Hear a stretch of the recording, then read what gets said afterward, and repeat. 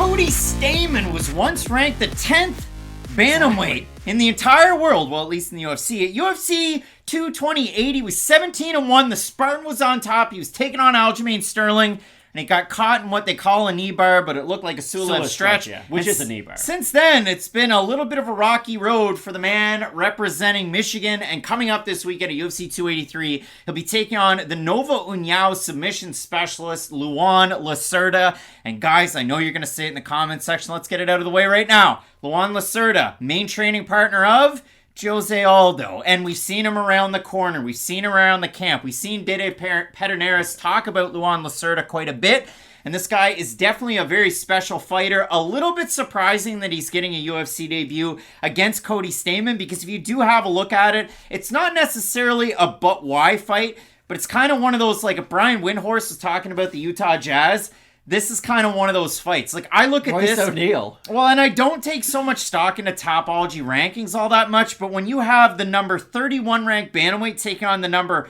146 ranked bantamweight, it kind of seems like a mismatch and an odd entry into the UFC. We talk about this a lot, how there's some guys in the UFC that you fight, and if you get a win over them, let's say Jim Miller, for instance. Jim Miller is a vet, but he's still skilled enough that he can beat a lot of those good prospects. So when you beat him, it really means good things for your career, and it puts you on a path to where, hey, no more easy fights. Cody Stamann was kind of on that path at a certain point where it was, hey, you're beating the guys you're supposed to beat. I remember him versus Tom Duquesnoy was a big fight back in the day, and that was, hey, prospect versus prospect. We have a striker versus a grappler. Whoever wins this is going to start getting some of those bigger fish in the division. And for Cody Stamann, that fight was terrible, but he was able to get the win over Tom Duquesnoy. That was the only win that Cody Stamann has in the UFC, where he was the underdog. Exactly. So that just speaks to the level of competition that Cody Stamann has had to be in there with for basically his whole entire career.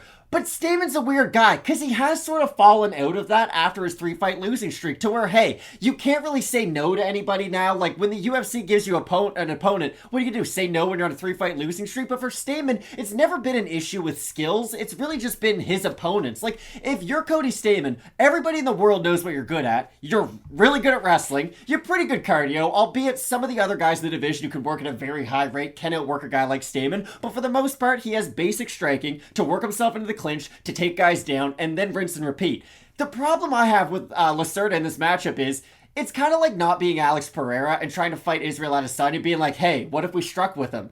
Like, I don't think going into a fight with Cody Stamann and having submission on the mind, unless you're the bantamweight champion of the world, like you had said with the crazy Sulev stretch, or Said Nurmagomedov, who's a pretty darn good grappler in his own right. I just think for Lacerda, there's going to be a couple situations that he might be able to put Stamann in to make him uncomfortable, but I think it's going to be really difficult for him to have sustained levels of success in this match. The weird thing is, I agree with you in most part, but for Cody Stamann, this is the craziest part about it. Look at his last 5 fights and look at the guys that he's lost to. We consider that 3-fight losing streak. Loses to Jimmy Rivera. Kind of didn't gas in the 3rd round, but didn't really have that oomph. He took on Merab and got out wrestled, and then he took on Said Nurmagomedov, went for a takedown, got caught in a submission. But the last 2 wins that Cody Stamann has, he beats Brian Kelleher after his brother passes away, and he knocks out Eddie Wineland very early in the 1st round of their last fight. And Eddie Wineland might be over the hill, yeah, fair. But look at the way that Cody Stamann won his last 2 fights. By striking. It's just kind of crazy to look at that Stamann, and the fact that he has definitely upped his skills since he switched from training in Michigan to training at Extreme Couture and working his hands. You are right, but the way that I look at it is, I can't believe I'm quoting this guy. Eddie Bravo used to say this about guys who would come to his jiu-jitsu gym. It was, hey, if I have a world-class striker, I'm not telling him to pull guard our first camp together. And I think for Stamann, yes, he has shown those improvements. I still wouldn't be in Cody Stamann's corner telling him to pump the jab and start working the overhands. I fucking would in this fight. Oh, in this fight he can, but again, Cody Stamann is not of this level. We've just spent 8 minutes talking about how Cody Stamann has fought far better fighters than Lacerda throughout his entire career. That's why this is a very surprising matchup. Like, normally, you don't want to give a prospect an absolute steamroller who is a stylistic nightmare for them, because Lacerda has, let's just be honest, minus striking. He has great grappling, though, a very offensively minded grappler, someone who won't get held down, and that's what I do want to say. I don't think Lacerda is just going to hold full guard and try to get the lockdown on him and wait for the rep to stand him up. If he loses, it's going to be like on his shield, but in the jiu-jitsu way. Like, he's going to try to create space. He's going to try to get up to his feet. I just think all that work is going to tire him out as this fight progresses. I mean, for Lacerda, you look at it, he made his pro debut back in 2012. He's got a win in 2015 over Raulian Paiva, who was once ranked in the UFC, so that's definitely a good win.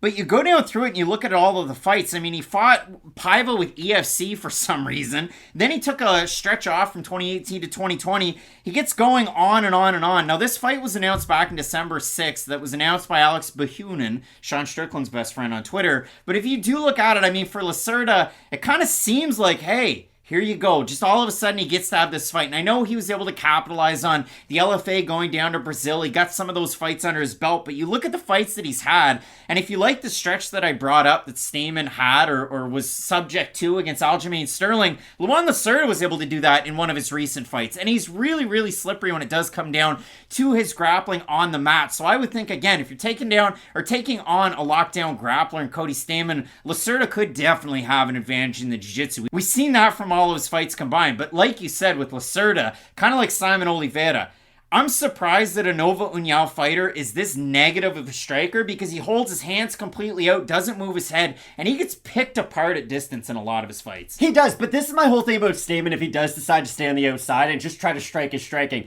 He does leave himself open. Like, Cody Stamann's not a guy who's going to go in there and just not get hit, like get out all the time. He's going to stay around for the receipt every now and then, to quote the great Teddy Atlas, and I just worry that if Stamann does get hand happy, we saw this with Johnny Hendricks years and years ago. A very good wrestler decides, hey, I can strike now, gets off that path a little bit too far, and then never really regains it. I just think for Stamann, I think his wrestling is good enough to go in there against a guy like Lacerda. I'm not saying he should play around and try to create a lot of separation, but he's a very heavy fighter in that top position, and I think he's going to make Lacerda work a lot from the bottom. Now, that could open up his striking later on as the fight progresses, because if Lacerda has poor striking defense in the first minute of the first round, at the 14th minute of the third round, I'm sure with the extra fatigue, his hands are going to be even lower. I just think, again, it just comes back to, I don't really care about what you think of Lacerda at this point. This is an awful matchup for him to take in his UFC debut. Like, there's not a lot of fighters who would have to fight, like, Brian Barberena, for instance, at welterweight in their debut. Like, this is kind of that level. Well, I mean, poor Darian Weeks had to. Exactly. It's kind of like Darian Weeks, Brian Barberena, Alexander Hernandez, Benil Dariush. You pass the test, it's great. You fail the test, you get somebody that's closer to your level.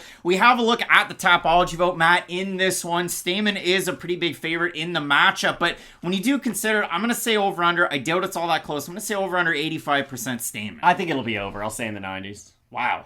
799 total votes, 53% Stamann, 81% by decision for the 47% that have Lacerda, 70% by submission. And again, I think a lot of people are going to be in disagreement. I don't think Stamann's going to mess around on the ground. I know he went to D2. He was in Allendale at Grand Valley State University with his wrestling, and he is such a high caliber wrestler that only struggles against guys like Marab when it comes to the wrestling. But when you look at it for Stamann, I think the advancements in the boxing, and this is where we just disagree, I think that can kind of carry him to a win against a guy like Lacerda. I haven't seen the striking out of Lacerda in all the fights that I went back and watched. I consider Lacerda to be more of the Leonardo Santos version from Nova União than the Jose Aldo that he's trained with all these years.